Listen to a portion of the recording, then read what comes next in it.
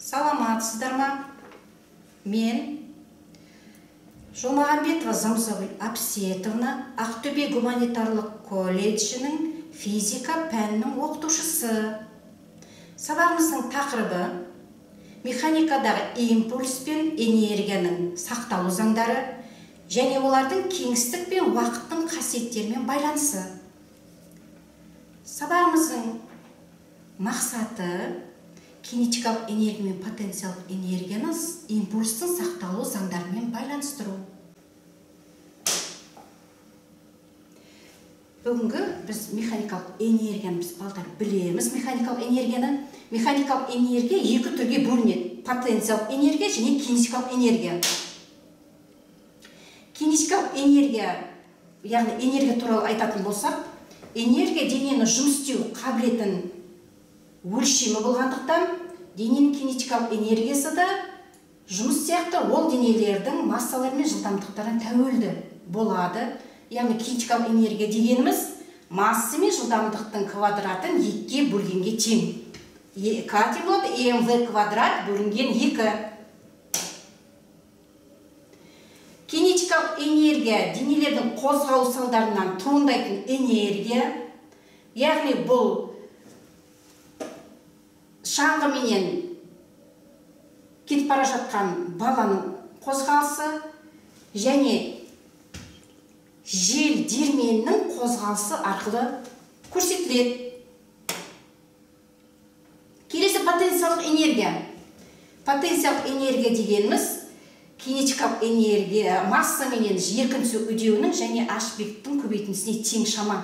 Яғни потенциалдық энергия дененің өзара әрекет энергиясы, дене бөлшектерінің өзара әрекет энергиясы болып есептелінеді. Мұндағы E тең болады mgh формуласы арқылы анықталынады. E бұнда потенциалдық энергия, m масса, g еркін түсу үдеуі 9 көбейтілген 18 ньютон бөлінген килограммға тең, h биіктік болып есептелінеді. Енді әрмен қарта импульс. Импульс гректің сөзінен аударғанда соққы деген мағына береді. Импульсың өзі екіге бөлінеді: дене импульсы және күш импульсы. Дене импульсы де v жылдамдықпен қозғалып келе жатқан масса m дененің импульсы болып табылынады. П тең болады mv формуласы арқылы анықталынады.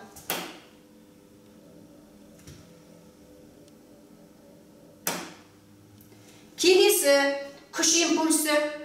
Күш пен оның әрекет ету уақытының көбейтіндісі күш импульсы деп аталынады. Яғни F көбейтілген дельта Т-ға тең.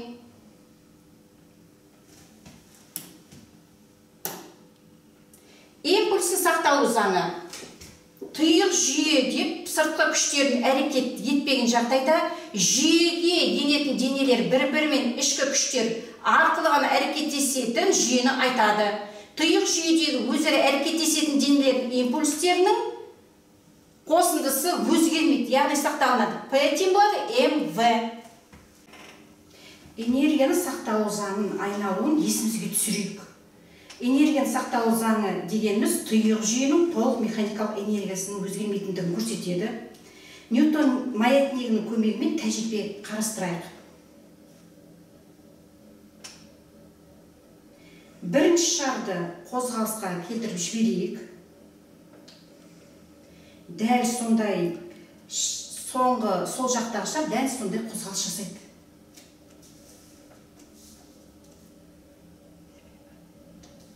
Себебі бірінші шарға берілген потенциалдық энергия толығыменен оң жақтағы шардың потенциалдық энергиясына ауысады. Тәжірибені қайталайық. Сол жақтағы шарға аз уақыт ауытқу бұрышына беріледі. Оң жақтағы шарды дәл сондай бұрышпен ауытқиды. Өйткені потенциалдық энергия шарлардың үйкелісіне жұмсалады.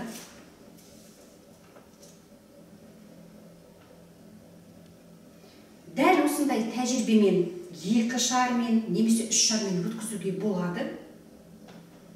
Бұдан біз механикалық энергияның сақталу заңын көруімізге болады.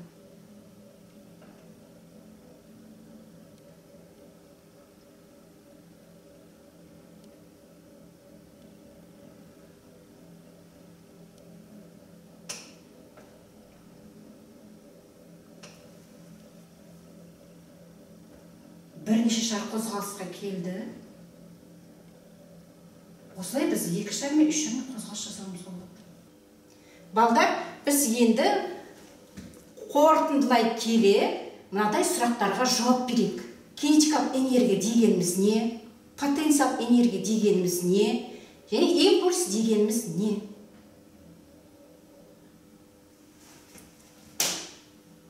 Енді жаңаға берген сұрағымыздың жауабын қарастырамыз. Кинетикалық энергия дегеніміз масса мен жылдамдықтың көбейтіндісінің квадраты бөлінген 2. Яғни E тең болады, mv квадрат бөлінген 2. Потенциялық энергия дегеніміз E тең болады, mgh. Яғни потенциялық энергия масса мен еркіндісі үдеуімен h биіктігінің көбейтіндісіне тең. Импульс дегеніміз денелер өзара әсерлесу кезінде сақталынатын физикалық шамалардың бірі болып есептелінеді. Осымен біздің сабағымыз аяқталды. Көңіл қойып тыңдағандарыңызға көп рахмет.